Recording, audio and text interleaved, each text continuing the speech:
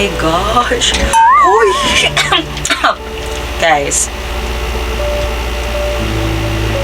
So, ayan. Hi, guys, everybody. It's been such a long time, guys, since last ako nag-upload ng video. Tapos ngayon, nagbibigla tayo. Baka sis, kung nakikita nyo, naka-horizontal pa tayo ngayon, guys, na setup. Okay, Duki? Nasanay kayo, guys, or nasanay ako, na every time nag-upload ako naka-vertical. Kaso, guys, I am using now my Canon G7X Mark III na camera rather than, guys, using my DJI Osmo Pocket 3. So, eto naman siya. Baka nagulat kayo. Bakit biglang pa ganito? Parang gusto ko to. Parang gusto ko nga itong setup na to. Talaga, parang nice siya. Thank you, Lord. Ang akin lang, guys, pinopoint out, ito yung ginamit ko na camera. It's because God told me to use this camera in a dream. Alam mo yun, parang kung hindi pa ako nananaginip ulit about this one, guys, hindi na naman ako mag-upload ng video. Alam mo yun, because kung nanonood kayo, guys, lahat ng aking mga previous episodes, especially, guys, yung episode 1 to episode 8, etong camera na to, guys, may sariling episode to eh. This was, guys, the very first episode, guys, that I've ever shared to you. Episode 1. About this camera. And kung ano man itong anong episodes na to, Ate Charms, lalo na yung mga first timer, guys, this series of episodes are my life testimonies about the goodness of God. So, sobrang dami nito, guys. Episode 1, 2, 3, 4, 5, and much, especially, guys, yung episode 8. Grabe yung episode 8. That was uploaded like, ano ba yun? October 29. Ayan na. And after that, guys, I never uploaded, guys, any videos in November, last November, and ngayon lang ulit, which is, guys, December na, last month of 2025. The moment I upload this video, guys, 4 days na lang, birthday ko na, December 15. Thanks in advance, Lord. At kung magiging ilang taon man ako, hulaan nyo na lang. Ano ba kasi? But anyway, guys, this year is the year where God led me to the biggest plot twist and revelation of my life. And kung ano pa man, guys, yung mga revelation na yun, kung nakasubaybay kayo sa akin, guys, and nanonood kayo, mga sis, ng aking mga past episodes, lalo na, guys, yung series of episodes from episode 1 to episode 8. Yung last upload ko kasi yung episode 8, guys, which was uploaded nung last October 29 pa talaga. After that, guys, nag-November, di na ako nag-upload. It's because, guys, oh my gosh, sobrang dami pang naganap. And I cannot wait, guys, to tell all of you kung ano yun sa episode 9 na. But before that episode 9, guys, ever happens, naghihintay lang ako ng go signal ni Lord. Kasi meron din akong hinihintay kay Lord. But while waiting for the Lord, speaking of waiting, meron lang akong, guys, gustong i-share sa inyo that I am very sure of God wants you to know as well. For those people, guys, who are in their waiting season right now, and you are feeling like, guys, ang tagal mo nang naghihintay, but nothing is happening. Nothing is arriving, walang dumarating. Alam mo yun, guys, yung parang napapatanong ka, Lord, bakit naman delay? Lord, bakit delay? Lord, ang tagal. Parang sobrang tagal ko nang naghihintay, Lord. Parang, Lord, ano na? Nakalimutan mo na ba ako, Lord?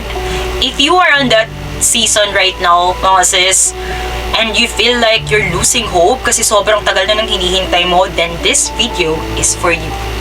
You know, guys, I've heard and I've seen a lot of videos, preachings na nagsasabi, guys, na delay is not denial, it's just a preparation. And even ako, guys, ako mismo, kung napanood nyo, guys, yung aking mga guides reminders for today, yung mga ganon, nasabi ko rin, guys, that delay is not denial, it's a preparation. There are even some guys who shared that delay is caused by disobedience, that delay is tied to our rebellion, that Satan works so much so hard to provoke us into rebellion in the hope that it will hinder our own destiny. As much as yes, all of this guys, meron siyang point. Baga may point naman talaga. Yung mga ganitong mga sinasabi guys na delay, because of this, because of that. Kasi literal naman talaga guys, na ang laki ng papel guys ni Satan sa mundong to. Kasi siya yung deceiver. He is the liar, he is the deceiver guys, na gagawin lahat. Madeceive lang tayong lahat. But something is wrong kasi guys with the word delay. Paano mo nasasabi, Ate Charms, that something is wrong with the delay? What do you mean by that? Nasasabi ko to guys, as I grew deeper guys in knowing God, as I grew deeper guys in seeking more of Him, dito ko guys nalaman na parang wait lang. There is no such thing called as delay. Alam mo yung feeling guys that I've been hearing this throughout my isolation period, throughout the wilderness season of my life, to the extent na parang, teka lang, parang something is wrong. Parang may mali. There is no such thing as delay in God's plan. Alam mo yung tipo na sa sobrang eager natin guys mangyari lahat ng mga bagay-bagay sa buhay natin, we picture everything out as delay. But the real truth is, there was never a delay. Every time naririnig ko yung delay of God's plan, because of this, because of that, kaya ganito, kaya may delay, I can't help it but feel that conviction inside of me na, oh my gosh, teka lang, parang there's something wrong in here. There will never be a delay because God was never late, because He is outside of time. His time is so different than our time. Bago pa tayo isilang sa mundong to, alam na ni Lord kung ano yung exact time, exact araw na masisilang tayo sa mundong to. And He even knows, guys, most of all, He knows when will be the exact date and time of our death. So, kung iisipin mo, God was never delayed because He is always on time. God is so sovereign na everything na nangyayari sa buhay natin dito sa mundong to is naka-timeline na. Alam nyo yung isa sa mga favorite verses ko in the Bible, which is, guys, ako mismo, ginawan ko talaga yan ng wallpaper sa iPhone ko. Dito, oh. Ayan. Ewan ko. Nakita nyo ba yan? Ayan. So, wait. Nag-autofocus ba? Ay, bakal. Hindi ba yata nakikita, guys? Ayan. Ginawa ko lang yung wallpaper na yan. One of my favorite verses, guys, in the Bible was in the book of Ecclesiastes, chapter 3, verse 1. Anong meron dun? Kalagay dito, guys, there is a time for everything and a season for every activity under the heavens. Kita nyo guys, lahat ng bagay sa mundong to, naka-timeline na. Naka-oras na siya. So every time na parang, di ba, for example guys, may mga unfortunate events na nangyayari, like, keso, ay, kung hindi sana siya tumawid dito, hindi sana siya namatay. Ay, kung hindi sana siya nakatulog, kung sana meron lang talagang gumising sa kanya, ay, sana hindi sana siya namatay. Guys, no. This person will really die at that exact moment because that is his death. That is the time, that is the process of his death. Walang so-called guys na nagkataon lang kaya namatay itong taong to or nagkaganito yung buhay nito or lahat ng to guys naka-timeline at yun ang hindi natin maintindihan. And eto pa ha, there was another verse and chapter in the Bible guys, which is the Habakkuk. Book of Habakkuk, chapter 2, verse 3. Eto ha, basahin ko sa inyo guys. For the vision is yet for an appointed time, but at the end it will speak, and it will not lie. Though it tarries, wait for it, because it will surely come, and it will never delay. Anong ibig sabihin nito? There is no such thing called delay in God's time. Kaya parang kung nararamdaman mo mga sis, alam mo yung tipo kasi, ito ha guys, yes, nagawan na siya guys ng parang ano sa mundo na delay is not denial, it's a preparation. It's okay if it's being delayed, there's a reason guys. There is no delay. Sadyang hindi pa talaga siya appointed time. Alam mo yun guys, nagigets mo mga sis? Hindi ko alam guys kung nagigets nyo ha mga B. Bigyan ko pa kayo guys ng another verse. Ayan ang mga sis. Kasi ito yung mga verses talaga na parang alam mo yun, pumapasok sa puso ko guys. And I wanted it to share to you mga sis. Especially for those people who are waiting right now. Who are at their waiting season. Kasi ayoko guys na panghihinaan kayo ng loob. God doesn't like na pinanghihinaan tayo ng loob. Kasi ang gusto ni Lord, alam mo yun, God wants us to trust in Him in the waiting season. Let me give you guys another verse. This is guys in the book of Acts, chapter 1, verse 7. Basahin ko sa inyo. It is not for you to know the time, or it is not for you to know the times or seasons which the Father has fixed by His own authority. Lahat ng verses na to guys, from Ecclesiastes, from Habakkuk, from the book of Acts, guys, isa lang yung meaning. It only means one thing. God has set everything here on earth at His appointed time. Not our time, but His time. Even nga guys, the second coming of Jesus, walang may nakakaalam. Not even Jesus knows kung kailan siya babalik ulit guys sa mundong to. Kaya that is the reason why Jesus already reminded us that we should always guys be alert and ready anytime. Because once the appointed time of God comes, it will happen suddenly. Kaya kailangan ready tayong lahat in whatsoever na hinihintay natin.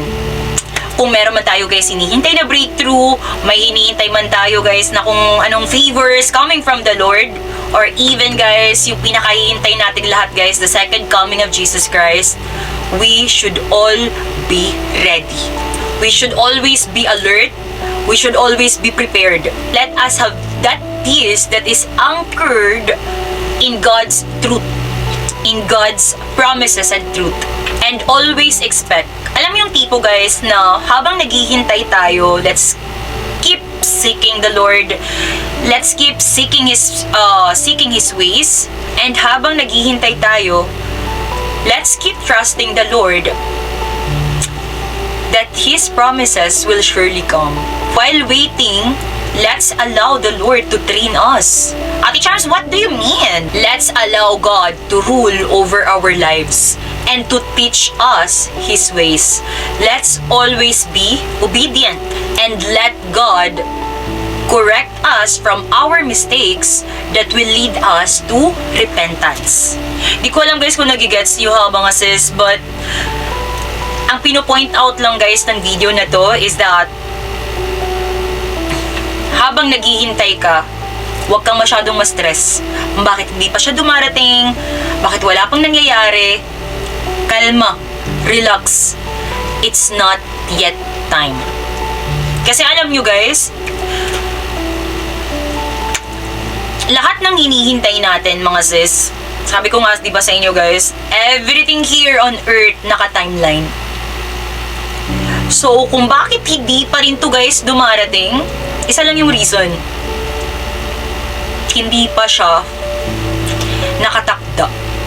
Kumbaga guys, just allow God to train you in whatever season you are now, in which season you belong now, because again, the Lord knows exactly what He is doing. And isa pa, He is making sure that once the breakthrough arrives, or whatever is this guys that you have been waiting and praying for, God is making sure guys that you will be able to carry it through. God is making sure that you are fully equipped, fully knowledgeable enough, and fully trained na once dumating yung pinakahihintay mo, hindi lang yan parang pring, ay, hala nawala agad. Hala, para siya pring, nawala. Because sometimes guys, breakthrough can crush us if we cannot handle it properly. Kaya if wala pang nangyayari, wala pa guys yung hinihintay mo, relax. Ayan, I'm telling you guys, all of this guys, based on my personal experience mga sis. I'm telling you, oh my gosh, I'm really excited. I hope I could upload guys, episode 9 soon. Lord, please. Sana bago matapos ang taon. Wow, ayan ako nga sis. I really hope, kasi guys, my gosh, my life is a living testimony of God's goodness. Pag sabihin guys, God's goodness, hindi lang to guys yung puro breakthroughs or favors of God. It includes the isolation, the wilderness, the closed doors, the silence of the Lord. I really hope talaga, oh my gosh, I really hope in God's time, ma-upload ko din yung episode 9.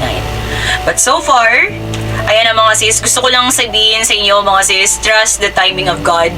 Kasi ganun kaastig si Lord. If you will really guys read the Bible from the pinaka first book of Genesis guys up to the last, you will really understand guys how amazing God is. He is the God of plot twist. He is the God that could, alam mo yun guys, alam yung tipo mga sis na parang feeling mo, oh my gosh, parang alam mo yung parang feeling mo hopeless na but just one ganon lang guys ni Lord, everything guys will change. Kaya for those people who are losing hope right now, in the verge of giving up, God wants me to remind you, don't lose faith. Do not give up because you do not know what is waiting ahead of you. Gusto ko lang i-stress out din ulit, there was never a delay. Kung hindi pa siya dumarating, hindi pa siya nangyayari, it just mean to say it's not yet time. Kaya keep praying, keep trusting, and keep worshiping the Lord because you will never know. You are closer than you ever think. So that's all guys. Yun lang naman. Nahirapan ako kasi nasanay tayo guys sa DJI Osmo Pocket 3 and even guys mag-record sa phone. Pero ito talaga, yung camera no, parang sige na lang, masasanay din tayo. Alam mo yung nakatutok ako sa camera pero hindi ko nakikita yung sarili ko guys. Because pag tubingin ako sa sarili ko, ayan, yung mata ko parang nandito sa screen. So parang yung kausap ko guys, ayan, parang nandun no, yung parang nandun lang. Pero pag if dito sa, eto, diba, dito sa camera, like, parang sarili ko lang talaga guys. Alam mo, yung camera lens lang yung tinitignan ko but I cannot see the whole picture. Ngayon na mga sis. So, yun lang guys. Anyway, mga sis, advance Merry Christmas. It's already December time. December season, Christmas season, my birth month din ni Jesus. Let's all celebrate this month. To whoever man guys who is watching this video, I would like to say God bless everybody. God bless sa lahat ng mga nanonood ngayon guys. Don't stop praying. Stay tuned. Yun lang. See you on my next video. Bye!